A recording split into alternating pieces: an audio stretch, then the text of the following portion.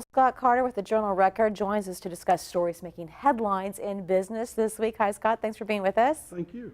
There's been a development in the BP Gulf spill court case. Tell us what's happening there. Yeah, the Associated Press reported this week that the Justice Department has announced BP will have to pay a $4.5 billion, it's billion with a B, dollar fine and face more than a dozen criminal charges, including obstruction of Congress and felony manslaughter in the oil spill case.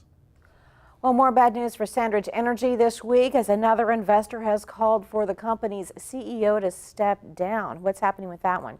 Well, just days after TPG Axon founder Dinakar Singh wrote a letter to Sandridge's board calling for Tom Ward's ouster and major shakeups in the board, complaining about company performance, a second company, Mount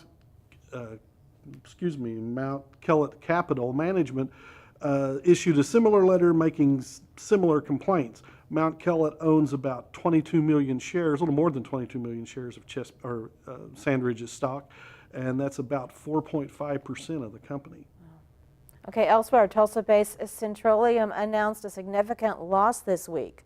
Yeah, it's ironic. Centrolium's fuel facility in Tulsa announced that it was operating at 102% of capacity in September, but despite that, they announced a $1 million loss for the third quarter of 2012. That compares to about a $5.6 million loss in 2011. Okay, in another issue, a jury ruled in favor of Musket Corporation, awarding that company nearly $2 million. Tell us what that lawsuit was about.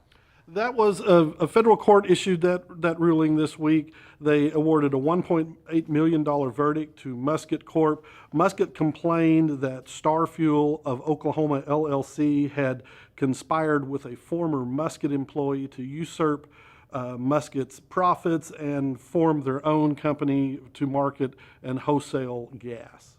All right, new numbers show that Oklahoma is exporting more wheat than expected. Some new shops. What's happening with that one?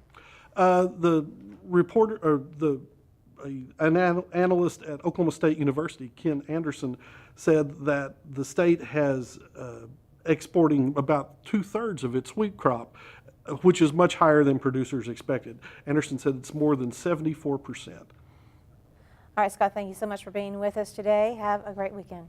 Thank you.